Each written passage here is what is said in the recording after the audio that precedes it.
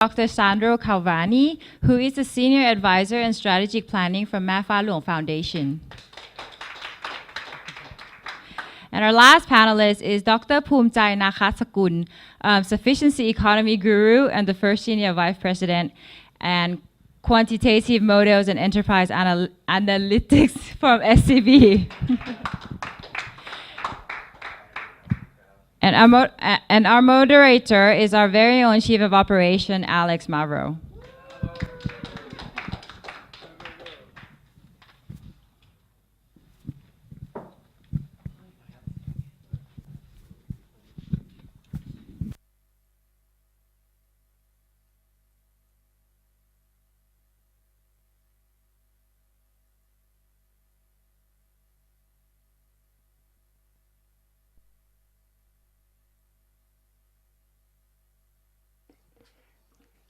Well, good evening.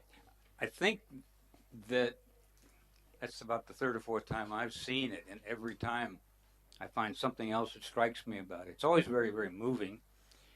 The real life cases that they investigate, they're very, very moving. But what would you say is the main takeaway from the movie? What's the main take? Is there a single takeaway? And if so, what is it? Anybody? Shout it out. We're missing one of our regulars here who would shout before I could say anything. I'm sorry he's not here today, but somebody will have to stand in for that.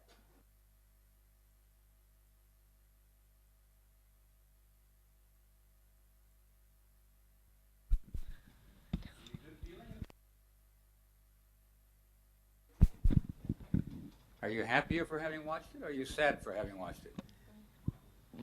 Hello. Oh, okay, yeah. My Lena, major. okay. Now, here's somebody with nerve, okay? She's our intern, and she's been getting brassier and brassier all along. Okay. My actual major takeaway was that happiness actually is a skill that you can learn how to be happy.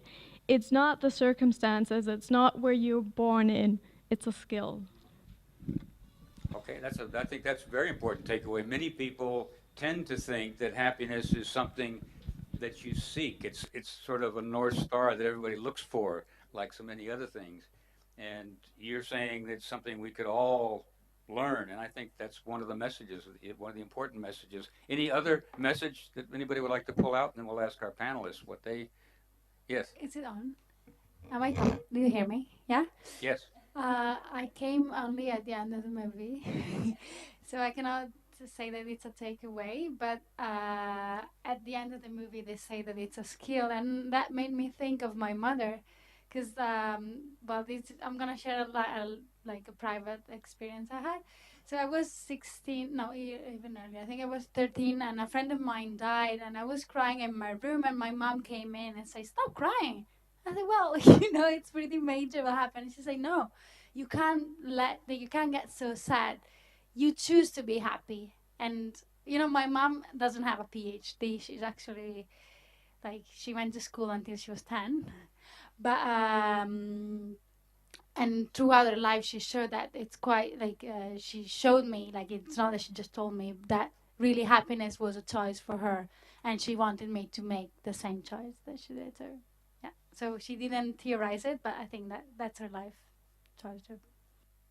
Well, I can say I can vouch for you. I mean, she's clearly is in our office, and she's always smiling. I don't know how she does it, but she's always sitting over there smiling. I think she's got some private joke going on in her head all the time. Now, isn't that great? I mean, that sort of lightens everybody's load in the office. Now, let me just ask our panelists for their reaction and their initial comments on that, and we'll start way over at the end with Ma Fa Luong. Very much. Thank you for having me. I have studied happiness all my life, so I have also my personal approach to the subject. My main takeaway from this movie is that there is not such thing in reality, in depth. There is not such thing as a personal happiness. Every happiness is collective. Since my background, I am a biologist. I can prove scientifically what I'm saying. Our DNA is social. We we can grow only by living together.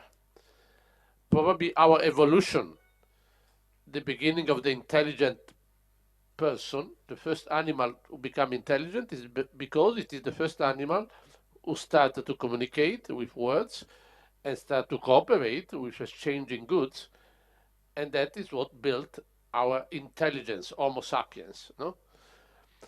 What's going wrong nowadays in the world is that we lost that. We still think that we can be happy alone, or with my wife, with my children. No? And we don't think that that is simply impossible. That's why it can be in the Constitution, in the United States Constitution, the fundamentals is life, liberty, and the pursuit of happiness. But actually, there is no government who can build happiness or give happiness, because you cannot give a skill like that. You can give a skill of engineering, you can give a road or something. What really makes happiness is people who decide to share more in order to create a community where everybody lives better. Another very important thing in the movie, which is a bit shocking, is when spiritual approach, that is the religions, for example, become part of the problem. That is another major threat nowadays, because religions are becoming a subject of panic, so a subject of fear, and people are unhappy, not because something happened to them. Nothing happened in particular to them, but because they are afraid that something can happen to them. So it is using the spiritual part of every person, every community, in the wrong way. In our foundation, if I can contribute to our own experience, as you know, it's been created by Princess Mother of Thailand, we have seen that starting from people in the worst possible situation on earth, human trafficking, high mortality, abuse of drugs, selling children, militia, no citizenship, because these people are ethnic minority, were not Thai people. By working together, they changed their mindset. There was a change of paradigm, which was the community decide to take the future in their hands. And in the first years, the profit, so the money, the availability of goods, went up 70% per year. Which part of the world goes like that, 70% per year? And our availability of goods, of services now, per capita, there is 70% higher than Bangkok. Why? These are ethnic minorities, they're specially skilled, they're more intelligent than Bangkokians, or more intelligent than other people. No, they just put all their skills together, and they decided to be happy together. So that is how we change the community in a way that company, government, first sector, is all of them are in one livelihood, happy livelihood. Excellent. I think we can all sympathize and agree with the need for some sort of community to be the foundation for the whole concept of happiness. And I particularly found I think the closing line was really to the point there, where he said, the more you have, talking about happiness, the more you have, the more we all have. What a fundamentally different perception that is from when we approach things like money. You know, the more you have, the less I have, kind of thing.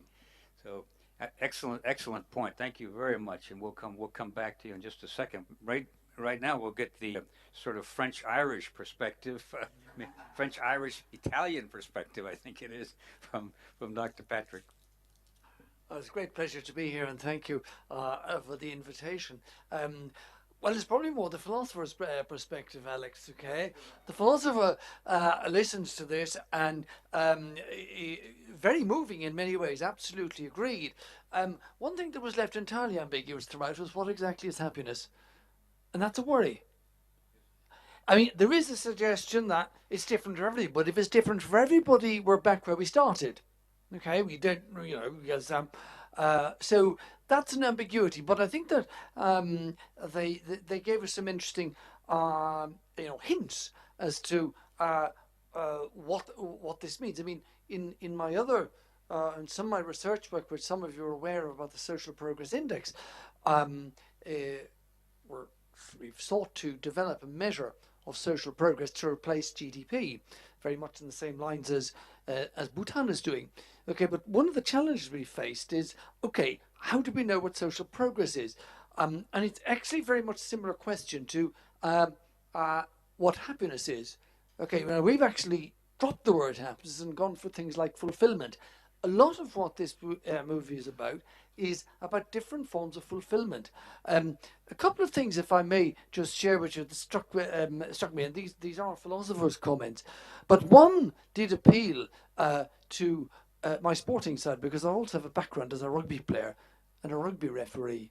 And you know, that surfer was absolutely spot on. When you are totally immersed in a physical sport, that is one of the greatest forms of happiness. I've been known to say there is no greater pleasure as a rugby player than to just go outside the last winger and realise in 3 seconds I'm going to score a marvellous try. Fantastic feeling. And so there is something in that. The other thing that struck me was the emphasis on that lady whose face had been reconstructed many times, and she said how she picked herself up partly through a relationship with animals. Okay, this is something, of course, in Buddhist tradition is very important. Okay, and in other parts of the world, perhaps we're not as aware of it. But I've always found myself that by communing and by having a good relationship with all living beings, maybe even plants, that we feel ourselves to be part of a greater harmony. And that, I suppose, would bring me to my last comment. I mean, I had lots of specific comments as a philosopher, but this idea of being part of something bigger. We must go outside ourselves. There's no doubt about that. I mean, Dr. Sandor is completely right, okay, when he says that biologically, we're social animals. Go to Aristotle, man is a political animal. He was spot on, okay? So by going outside ourselves, by being a part of something bigger, by immersing ourselves in something bigger, that is perhaps one of the most important keys to happiness. But I'll stop there, because I'm sure there are others have many more interesting things to say. Yeah, this is a topic that we actually expected a larger group to hear. I'm surprised that there are not more people here. It really is overwhelming when you think about trying to define something like happiness. Trying to define social, improvement is almost or probably as difficult. The good thought, if happiness is different for everyone, then what have you got? Then you are back to square one, aren't you? You've got to have some sort of. But I'm also interested in your comment about total immersion, because I have there's two things that I dearly love to do. One is scuba diving, and when you're underwater, anybody here scuba diver? Come on, raise your hand. Yeah. When you're underwater, when you're doing your scuba thing, you damn well better not be thinking about anything else. I mean, you're totally in the moment. You're never more in the moment than when you're underwater, in a way, fighting for survival. You're doing the things that you need to do to survive, and being fascinated by the world. The other thing that I truly love to do, and that is piloting. I'm a pilot, and when you do that, likewise, you're totally focused and totally fixated on what you're doing. You can't be thinking about, I wonder if the wife will be home with dinner when I get. You can't be thinking about that sort of thing. You're totally in the moment, and I feel, I never thought about it as happiness, but sure, it's a certain quiet contentment that is certainly there. Please, Dr. Poomchai. Well, he's going to surprise us, I'm sure. Okay. Right. Well, good evening, ladies and gentlemen. Right. First thing, let me just second the very nice comment you mentioned about the fact that happiness in a way is a choice. It reminded me of a comment or teaching by a Buddhist monk who was born John Chivitan. I think he was an Englishman. He said, none all the insults in the world cannot really make you feel bad unless you are complicit to it. In other words, you actually have to, all the person can do when they insult you, let's say, is an invitation to feel bad. But unless you give that complicity of making the choice to go along with the invitation, there's nothing physically that, a bad word or an insult can literally make you feel sad. There's no physical mechanism for making you cry, for calling you out names. Anyway, so I thought I'd second your comment to that. Um, I thought I would have three things to say. One, the first thing is my takeaway from the film. Second is what I would like to give. As you know, from the kind introduction, I work with the Thailand Sustainable Development Foundation, and we work to propagate His Majesty's sufficiency economy philosophy. So I'd like to give like an SEP, sufficiency economy philosophy lens on the question of happiness.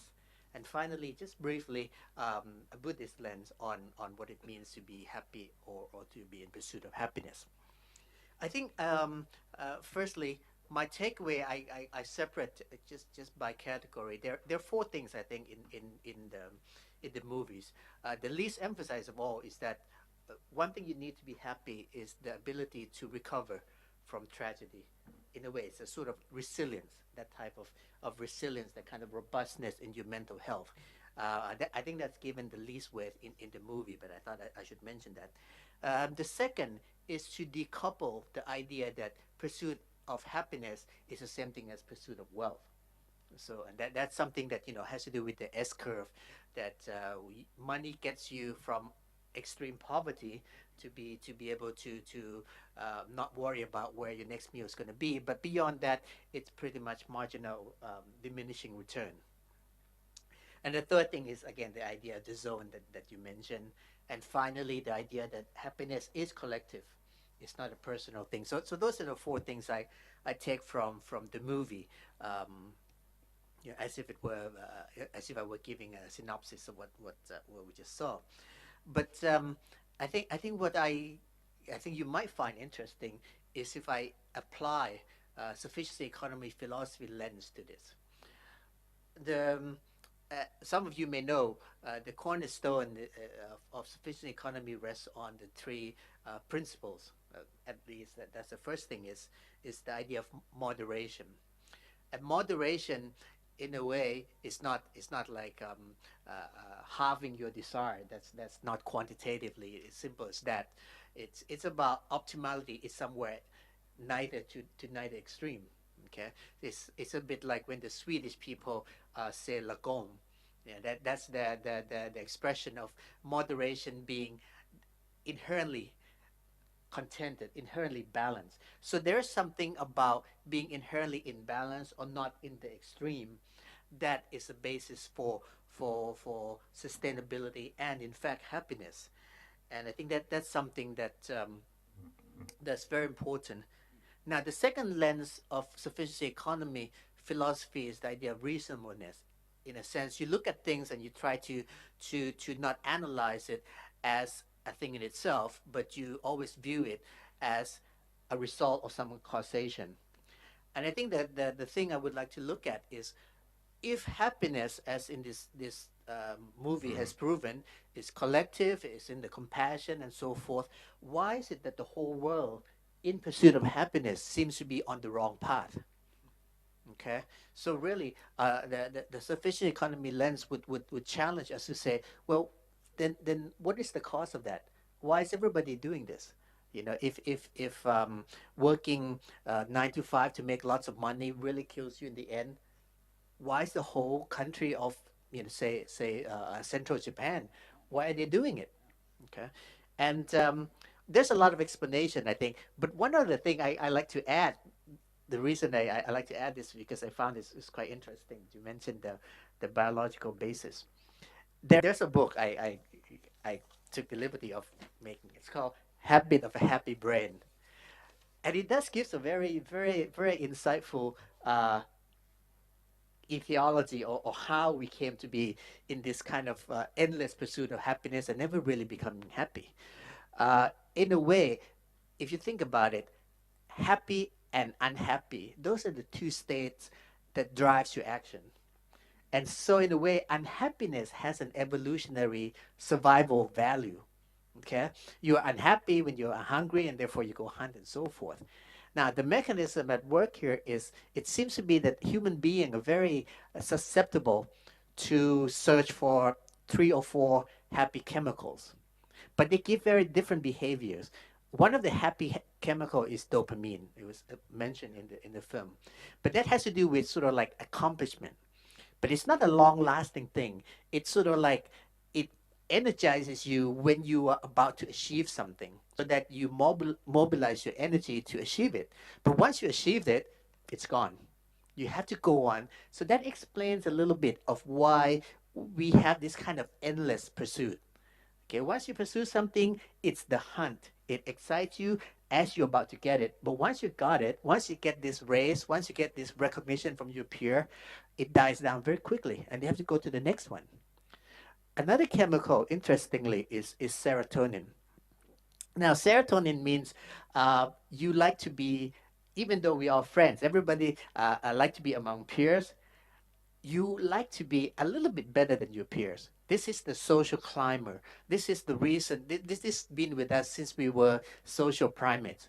You know, primates, monkeys. They like to climb social trees. So when you see people who are, in a way, spiteful, or they're always envious, they're always social climber, you have to forgive them, because this is something that's been with us since we were really primates. Okay, once we got together, that's when our brains got really big, because we start to gossip and gang against each other and try to climb up the social ladders and see who become the alpha males in the baboon troops, for example. Now, so if you think about it, this is the chemical that drives us, but it leads us to very destructive and very disharmonious behavior.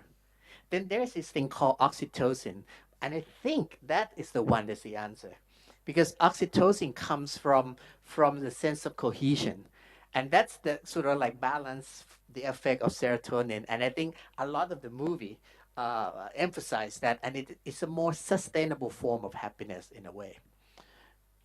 Yes, please. Just don't want to stop you, but interject there that I have found that I probably a fourth chemical, and mine is sing beer, and it does me Predictable. wonderfully. It has the combined effects of all three at different times of the day. So I think maybe it's not individual specific, or maybe it is individual specific in my case in that particular thing.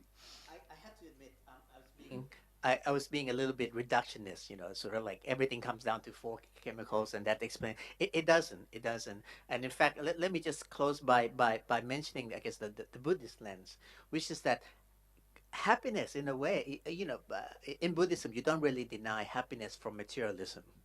By the way, materialism is a misnomer. You when you buy a Rolex watch, you're not being a materialist, because if you're a materialist, you would pay for the amount of gold and the man hour that's spent making the watch. So it's really the symbol attached to the material. But anyway, what I like to say is that yes, consuming, being able to consume, being able to beat your competitor, being able to achieve, get a raise, and so forth, that is also a happiness. But in the Buddhist perspective, it's also your opportunity as a human being to graduate the source, the sort and the source of your happiness. In other words, at the very basic level, you get happiness from being satisfied, having your needs satisfied. Once you get that, you say you have your wants satisfied, you know, Maslow thing, that sort of thing. But in Buddhism, then you graduate to the next level, which is, I think, along the line of compassion. You are happy not because you get your needs satisfied, but because somebody else's misery gets lifted by your action, or somebody becomes happy as a result of your action. This is the compassionate happiness. And then you go on with, you know, creative happiness, being able to be a master or in the zone and so forth. And I think there's a level of happiness, I think, final level for Buddhism, which is that you are totally free from conditioning. In other words, you're not goaded by the societal mores that say, in order to be happy, you need this, or even your own upbringing. You know, you need to have this to be happy. The analogy I think that I tend to hear is that the lower level happiness is being able to scratch your itches, successfully scratch your itch. As you go up the higher level happiness, it's about having the life that is itch free. And this freedom from itchiness, rather than this ability to scratch your itch every time it itches, you know, to the detriment of your friends or your environment, I think is how you rise up. You supplement your sword and your source of happiness. So that, I like to think close with that. you scratched an itch for Dr. Sandro because he's ready to fire away here. One thing which is very important to me is how to apply all these good ideas that we have in the movie and the rest that we shared here to healing the world. Because we are all talking in Sazin, I think, is a key point, the sustainability of the world, sustainability of the economy, and possibly sufficiency economy is a good contribution in that direction. But I think that the pursuit of happiness provides something which is infinite. Contrary to money, goods, environmental availability, water, energy, happiness provides another way, which is care. Care can be infinite. If we are really able to mobilize not all the 7 billion brains which are around the world, but at least a significant part of them, to care, like the guy who was in the Mother Teresa, we invent an exchange based on care which is infinite, contrary to money, water, energy, resources which are not infinite. So this is very important. I read a book which I suggest to all my students. You are not my students, but I still suggest also to you, the healing power of doing good. I think it has been one of the best sellers in these happiness studies in the United States, and demonstrates how doing good and doing good well is able to healing any kind of trouble. And we see, even when something goes very wrong, like shooting in a theater or shooting in a discotheque, immediately people want to have some form of healing. Should that healing not be stopped, could become infinite. And I think in the future, technology could also provide a kind of measurement of exchange which measures the care. If we find a currency which measures care, we have built a new kind of economy which is built on happiness. Wow. Sounds easy. It's been done. It sounds easy. It really does. Just one, the one. Yeah, no, I'll wait till later, Patrick. Please.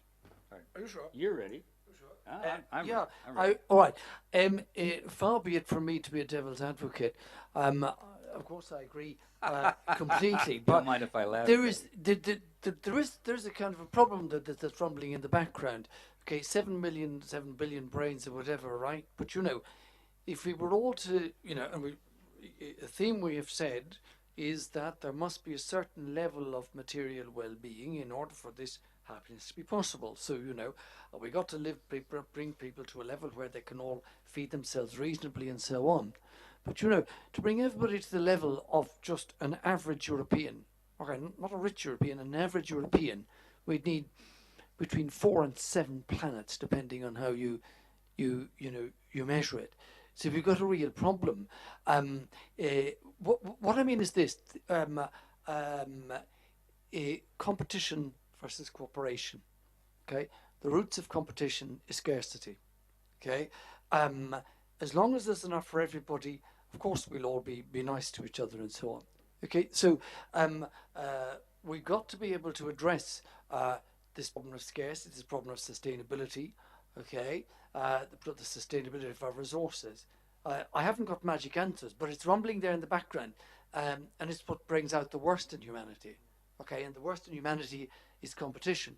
The other thing is, are we all ready to be socialists? Because, you know, a lot of this is, in the best sense, socialist, is that we fulfill ourselves in community, we fulfill ourselves by sharing, okay?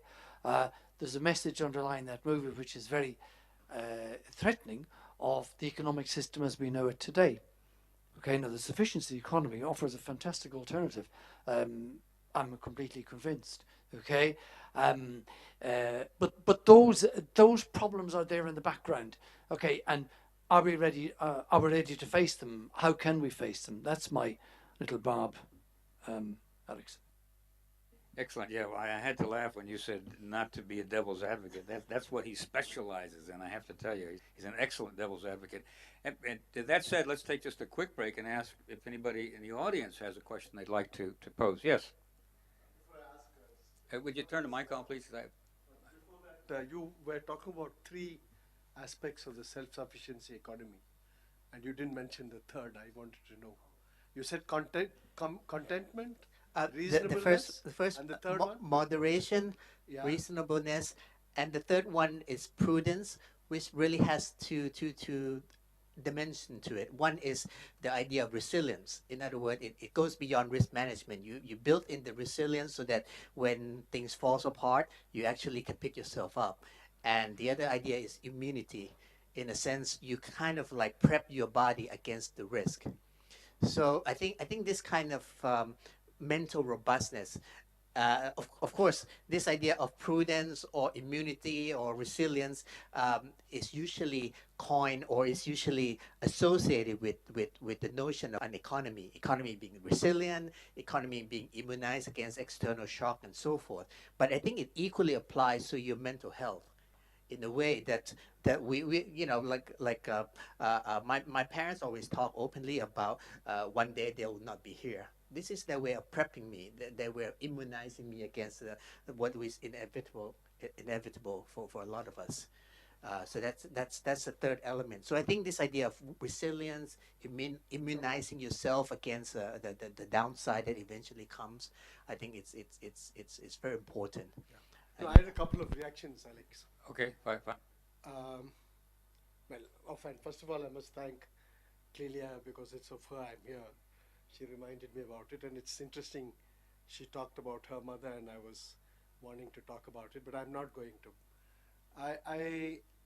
I first, I don't know, I think it was Dr. Sandro who asked about, is there a definition of what is happiness?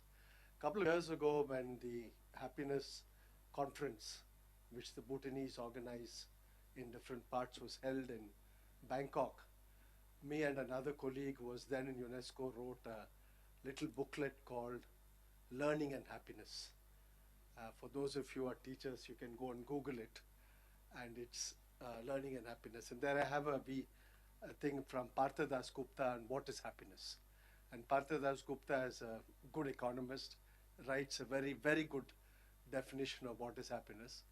And then we did a mind mapping of children in Laos, which is the center spread of the book, which starts with 8-year-olds and it goes up and keeps asking them what is happiness, is kind of mind mapping. And it's interesting, it's revealing how children talk about it. Anyway, that's one part. First, this question of,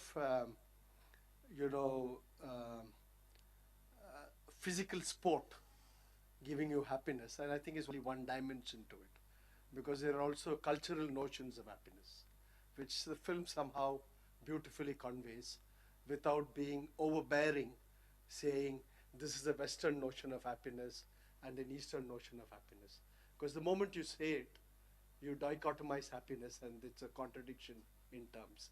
You can't dichotomize it because we are all something, partly from our history, partly, when quite often identity is what creates a lot of unhappiness, because you're so much involved in your identity, you can't accept others. I think it's Gunther Frank, or not Gunther Frank, the German author, who said, you know, transcending your identities is like peeling an onion. You cry, but then you become yourself. So those things are there. Then the other discussion I feel is happiness cognitive, or is it affective, or is it both? And I think what the film conveys is there is a cognitive dimension to happiness. And unfortunately, and I use the word unfortunately a little delicately, a lot of the discussions about happiness happen to be much more at the affective level. And it's not enough to be at the affective level, which is why, I mean, it's very good they brought the researchers in, because it's very important to people to connect cognitively to that notion of happiness. If they don't, then, you know, you can't make a distinction between altruism and kindness and compassion. Altruism is not the same as kindness and compassion. To me, they're different. You can be altruistic but not still be a kind or a compassionate person. So these are just thoughts. I have other things, but I just wanted, there are others here. So, you know. Okay. And okay. I wish more people had come. Yeah, it would have been good to hear some different perspectives as well. But it's interesting that you think that there are cultural aspects as well. I have a question. So we talk about what is happiness, and then we also talk about measurements a little bit. Dr. Sandro said that if you measure the amount of care a person have can dictate how happy the person is. Professor Patrick said that the amount of necessity they need to have can dictate the amount of happiness. And Dr. Poomjai said that how your ability to bounce back from a tragedy could dictate your happiness. But is there a single form of tangible indicator that could dictate whether if she's happier than me or I'm happier than her, or who is the happiest person in the world? So you're asking how do we rank happiness? It sounds like. Is happiness measurable? Is it Well, I think tangible? I think that's what we've all been talking around, and maybe not directly to. But Patrick, as we know, is into indicators and wants to measure Well, things. I can never resist a philosophical challenge. Jeremy Bentham, back in the late 1700s, thought he could measure happiness. That's what gave us the modern philosophy of utilitarianism. Economists took that challenge up in cost-benefit analysis and said, you know, you can ask people how much they're prepared to pay for things and so on. Okay. My problem with that, though, is that we haven't decided what happiness is. The big problem for Bentham was he was interpreting it as physical pleasure and pain, as economists will know. Okay? Then John Stuart Mill comes along in the middle of the 19th century and says, but what about those cultural pleasures? What about those intellectual pleasures, like when you listen to a good symphony and so on, which are not obviously at the purely physical level. Okay? And so that's why I did say at the beginning, we need to decide what we're trying to measure. And this movie, it's a very good movie, I'm all for it, but it's horribly ambiguous on that. Okay, nobody tells us anywhere along the way what happened. They tell us it's a skill, great, but how do I know if I've got the skill if I don't know what happiness is? And another worrying thing that's come from a number of the comments is the relativity of this. Okay, what do I mean by that? That the resilience notion, very often happiness is in how we react to a situation. In order to be happy, it's important to be down first. Okay, did you know that cats, beautiful animals, okay, it's a very difficult and bizarre thing is when they purr, you know. And you know, it's not when they're ecstatic, it's something to do with relativity. If a cat has had a bad experience and you come along and stroke them, okay, well, they purr, okay? So, and human beings are a bit like that as well. You know, I think, for example, I like to do lots of exercise. I do admit that there is that side of me, okay? But, you know, a beer never tastes as good as after a rugby match. Okay, because you know it's just the relativity. I'm absolutely thirsty now. You know, God, and then wow, here's the beer. Wow, the happiness rate. So, which is, I'm not sure where that leads us, because it almost says that we must punish ourselves in order to be happy, and of course that's an idea that's in many religions. I'm sure you want to say about Yes, that. I hope that we're getting to, and we may find out from Dr. Pumchai here, but to me, again, coming back to my own experience, happiness is really being in the moment in many ways. It's really being in the moment, totally in the moment, which most of the time we're simply not.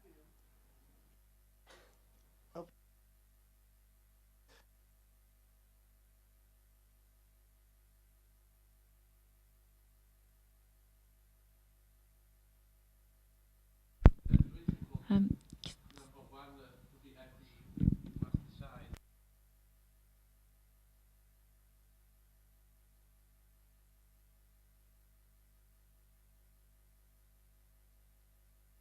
He was an advisor to the Emperor of Rome, and he wrote the 10 main principles of being happy.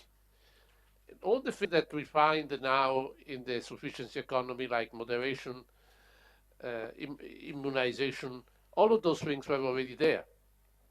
Of course, Buddhism is older than the Roman Empire, but I mentioned this just to say that cultures which never met, because of course Seneca never met Buddhism or Buddha, and Buddha never met Seneca, all of them come to the same conclusion. So this is not a science where there are so many opinions. There is a convergence of all the people who studied on this very principle. In the World Book of Happiness, is a big, big book, which was published by the Minister of Culture of Belgium. He asked 100 experts from all over the world to write what is very important on happiness. And then he published a very big book. Now it is published also in French, in Dutch, and many other languages. If you have the time and the will to read it, you come up at the conclusion that it is all about caring for the others and deciding that that is about what human life is about. That human life cannot be being successful on the stock market. Human life cannot be abusing women or children, cannot be having a big bank account. That the very definition, biological again, of Homo sapiens, by the way, it is called Homo sapiens sapiens, because twice, no? Because the first sapiens means wise, and the second sapiens means intelligent. Why is that? Because the definition of the species means intelligent enough to be wise. It's not enough to be intelligent, it's not enough to have the brain. The brain is needed to be wise, so intelligent enough to take care of the others. And that switch has not been done by so many leaders around the world, by so many educators, who try to build up other things, other knowledge, without changing the mindset of the youth. That educator was fantastic in the movie. He was saying this school is about making people happy. This is what education is about, bringing you out of your ignorance of not being a human being, not being an intelligent animal, intelligent enough to take care of the others.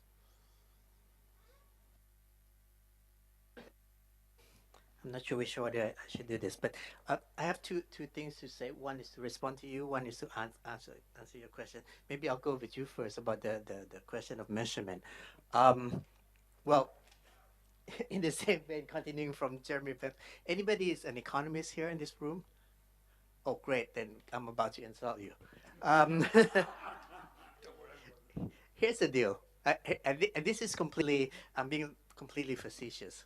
At the turn of century, when physicists were doing quantum mechanics and whatnot and elevating the physics leaps and bounds, I felt that economists felt they were sort of like not in the scene. They want to bring themselves center stage. So what happened was that the thinking among leading economists was that in order to make economy or economics a respectable science, they had to make it based on something that's measurable. And so all this wonderful insight that we get from, 17th, 18th century economists. If I may add, it's also because, so to use the word, it's a kind of penis envy. Yes, Economists, yes. economists, other than measuring, worse than measuring, which is they wanted to imitate the natural sciences. That's right. And make mathematical models. So before measuring, they made mathematical models out of a kind of Freudian That's right, penis that's envy. right, that's right. And having created the mathematical models, they didn't know what to fill it in.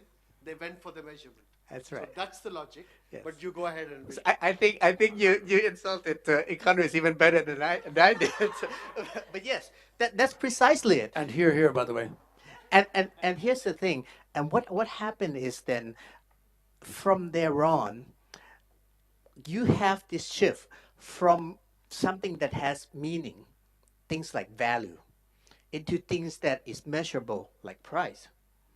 You have things that is fundamental, like needs, to something that is proxiable by market price, which is want.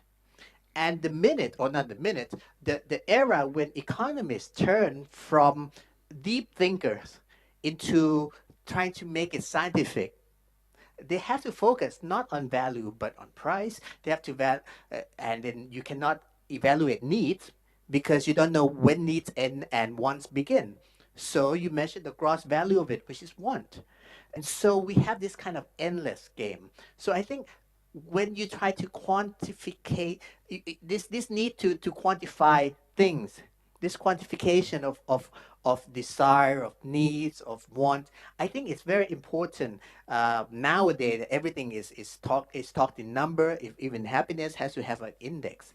But you have to also be careful that in a way we got to this wrong pursuit of wants versus needs or price versus values, simply one of the, from this pursuit of quantification. And I can say this because I really love mathematics. So I know where mathematics belong and where it doesn't. And I really think that the economists really got a little bit too math envy, as you mentioned. Right. Now, so if I may get back to then the idea of happiness, of definition of happiness, and so forth, I think what we can take away from here is that. By the way, I kudos for the reference to Seneca, because in a way when I was studying the Western philosophy, I thought Stoicism was the thing that was closest to the Eastern philosophy. And I really am very into that. So I'm glad you mentioned that. Right. I think what we can come away today is perhaps not as useful to discuss in an absolute what is and what isn't happiness, what the notion of happiness is, or what it should be. I think we can say that it graduates from the baser form of happiness that comes from beating your enemies, to happiness of making your enemies into your friends. So I think this happiness, like you said, you have the intelligence, means that you can graduate from the lower form of happiness to the higher form of happiness.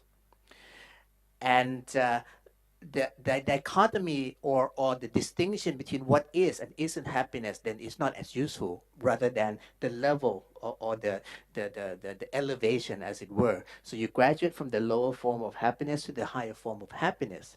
But what you can make distinction and dichotomy, and I think you can, is not what is and isn't happiness, but what is a sustainable pursuit of happiness versus an unsustainable pursuit of happiness.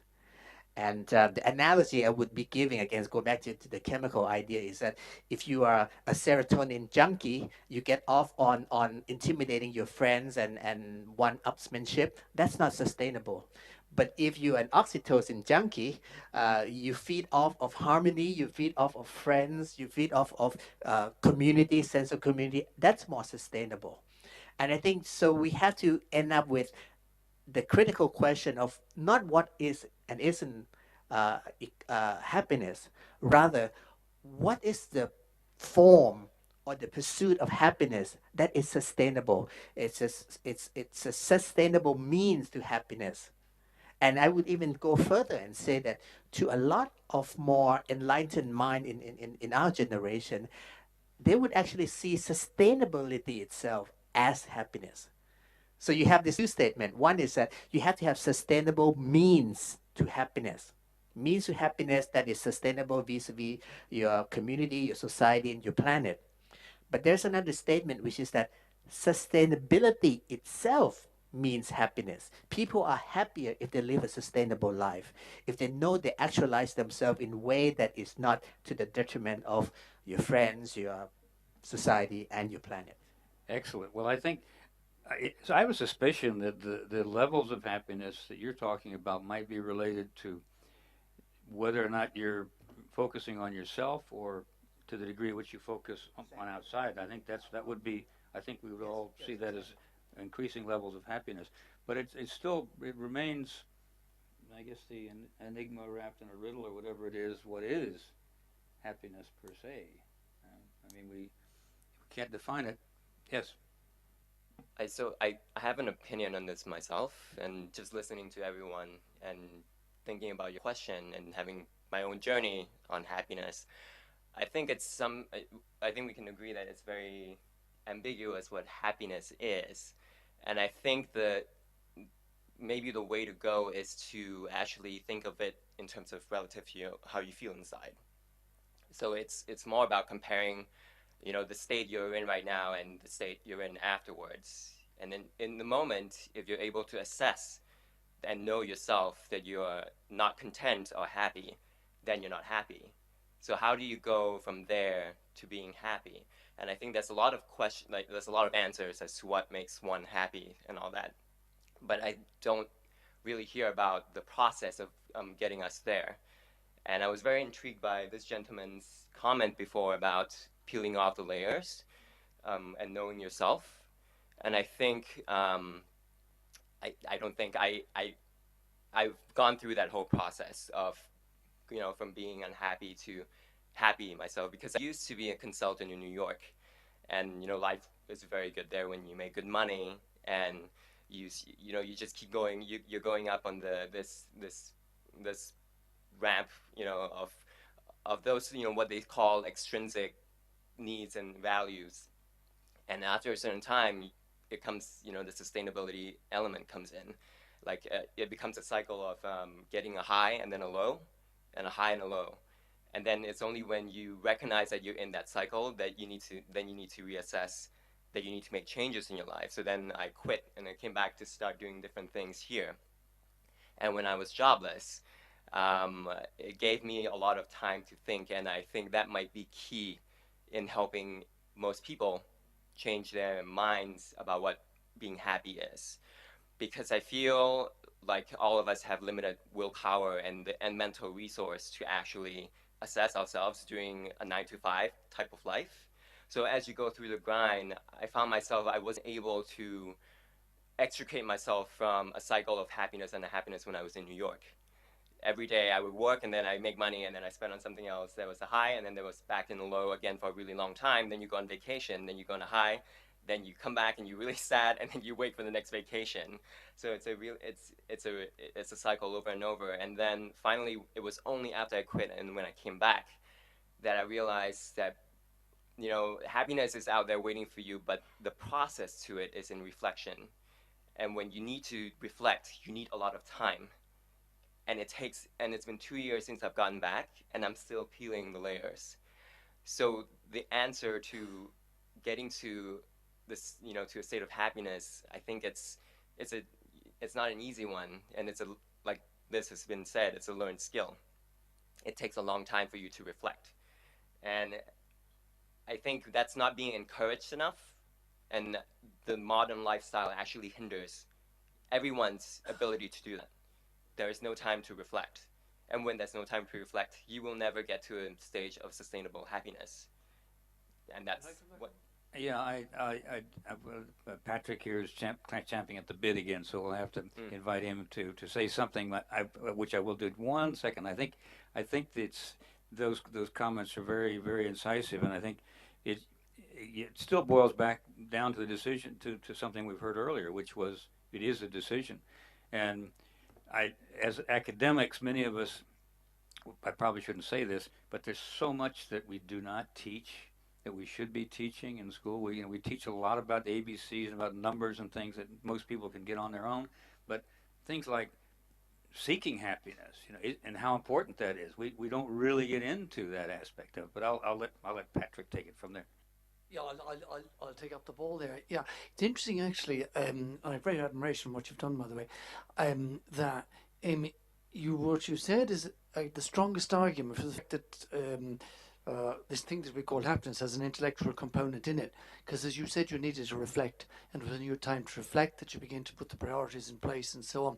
So happiness is all too often portrayed, especially in movies, not a movie like this, but in sort of general movies, as an emotion. Okay, but it's not just an emotion.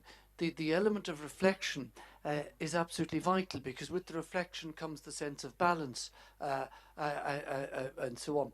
And you're absolutely right about the time. Now, of course, I'm living in a country which take lots of holidays: France, Italy, Germany. Europeans take lots of holidays. It's actually quite a good idea. I mean, I do take long holidays every year, and it's very important in terms of just what you're talking about, getting that perspective, looking back in the year and realizing how stupid I was to get so upset about something ridiculous that was happening in some academic department and so on. So that time to reflect is indeed absolutely vital. And of course, knowing yourself, no less the man than Socrates, when asked what was the key to a virtuous life: know yourself. Okay, so keep it up, you're on the right path. But we'll end up, of course, defining this thing as nirvana, because maybe Buddhism has the answer. It's not so much happiness, it's a state of constant, if you like, reflection and reaching higher levels and so on. And in Buddhism, it's nirvana, is where we read that, where you have no desires, you are emptied of all desire, you are emptied of all want. Okay, there's the happiness. It's there. That's when it'll be attained. Okay, that's what the intellectual path will lead one towards. If I may, just one other philosophical comment, if you allow me, Alex. When we say that happiness is a skill, I was rather impressed at the end where they said, "What is happiness a skill? It's something we must make the effort to do, the effort to cultivate."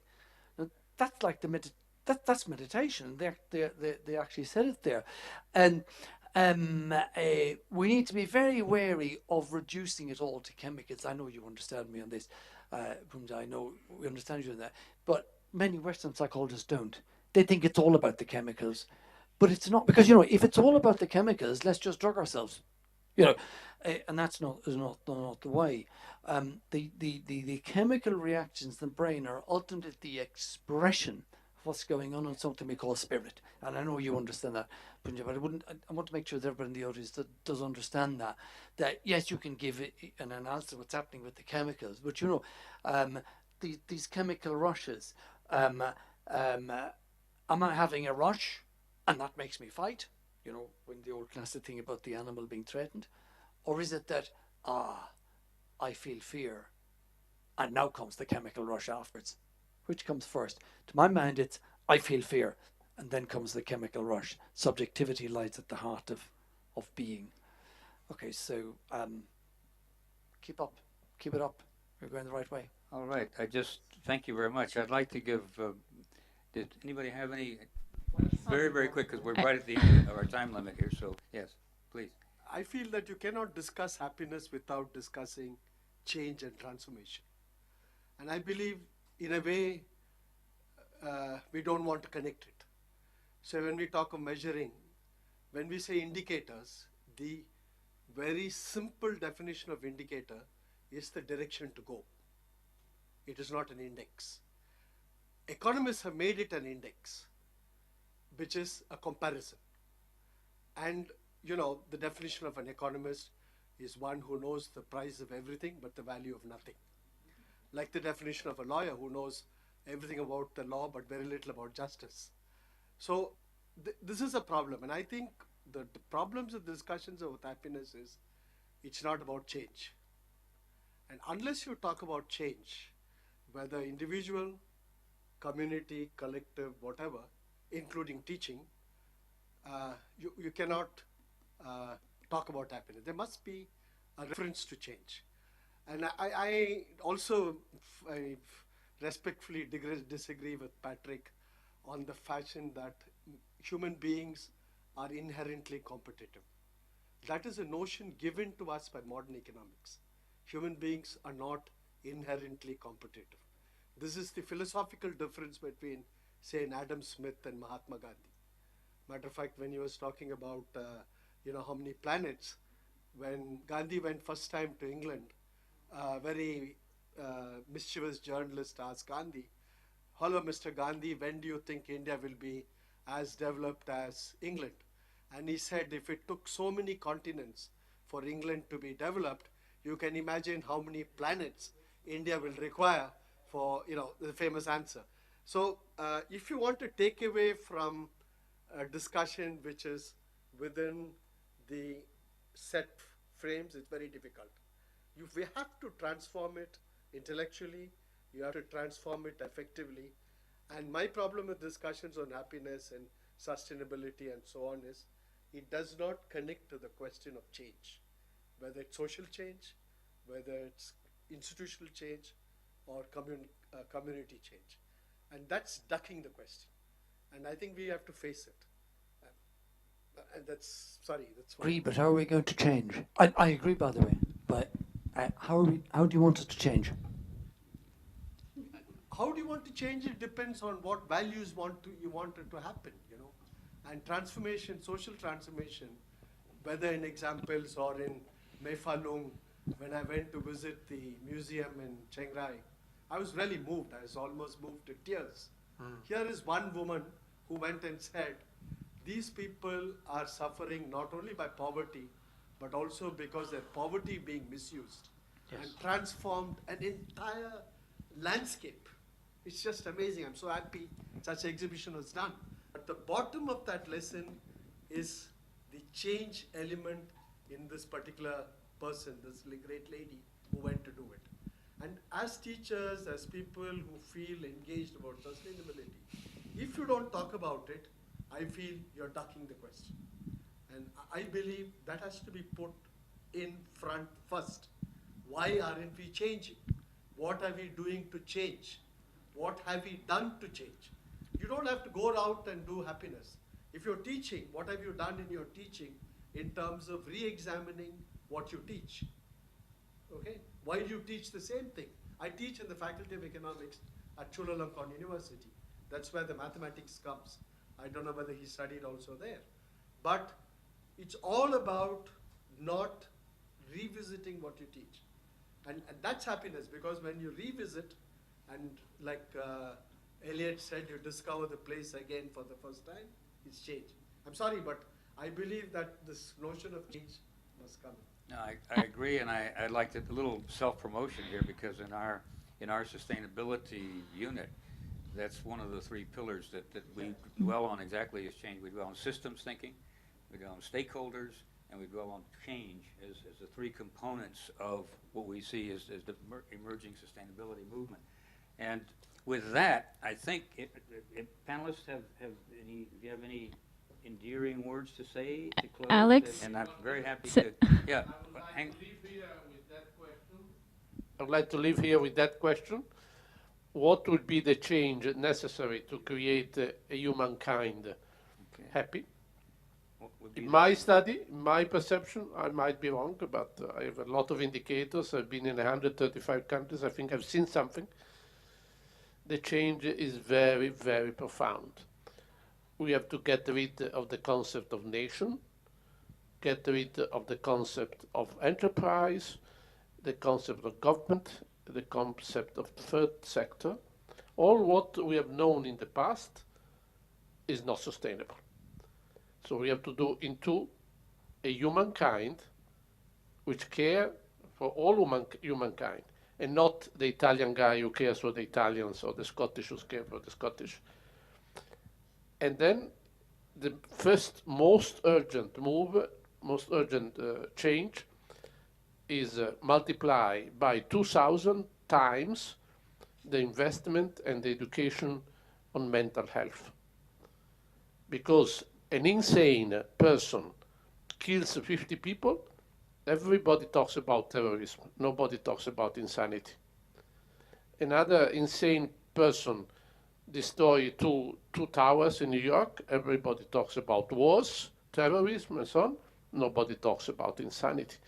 Mental health, my students checked how much has been spent on that, is 40 times less expenditure on the inside of the head on what we spend outside. Losing hair, the teeth, the skin, and so on. We care for all what is outside our head. We don't care what is inside. That is the most urgent change. Alex, Okay, yes. if one- I may, could I ask a quick question? Quickly, Okay. because we are at the end of the time. Okay. I know none of us here are physician, and we're talking about happiness. I like to go to the other end of the spectrum. We talk about chemicals. We talk about mental illness. I would like to ask the panelists, in your opinion, is depression a real disease and needs to be cured with medicine or not? To me. Again, let me put on the lens of reasonableness. There's a lot of, I think there's a lot of wastage in debate, whether or not, you know, it's neurochemical basis or behavioral basis. The point is this: even if everything that depression, you know, the depression is a neurochemical reaction, but how that neurochemical balance or imbalance is achieved is partly or mostly explained by the past behavioral. So if you take the most recent research in neuroscience, they will say one thing, and the only theme that is emergent that everybody will agree is the area of the future is that the brain is plastic, meaning it's malleable, it's subject to change. So if you talk about, is it behavioral? Yes, it is behavioral, because people can make themselves, you know, they can make themselves ill. They can brood over things they shouldn't. They can have very poor schema of how they view reality, and they depress themselves. Is that behavioral? Yes. But how's it manifested? It's manifested in neurochemical, in poor serotonin uptake, in dopamine uptake in the brain. So it is both. It's just a different part of the causation. Okay, And I don't want to get off on it. That really is a bit of a tangent. Thank you very much. We need. So I better say something about the tangent. I just to add very quickly, which is that just to Dr. Sandro has repeatedly reminded us the importance of care and so on. There's also a community aspect often related with depression as well. People who are living in a community where they feel cared for, depression is much less regular. Okay, so all of these things suggest that depression at root is to do with behavior, one's spiritual state, the community one is living in, and so on, which would suggest that the real answer to depression lies in at the spiritual level. Not that, yeah, you can treat depression with chemicals because you can treat what's going on inside the brain, but that's treating the symptoms rather than the disease, in my view. And some of the saddest expressions of all of this are some of these guys that go to discotheques and kill lots of people and things like that. Okay, so that's not. Sorry, Alex. Okay, good, but we'll end it there on that bit of a side route as I see it. Because I really think that the core of what we're talking about with happiness is that we've had some consensus here that it does take effort, that it has to do with the community, and it has to do with the ability to some point think very clearly about what the combination of that effort and that community is going to result in. So I'd like to thank our panelists. Once again, I think we could do this for hours next time. And remind you that we have the next one when?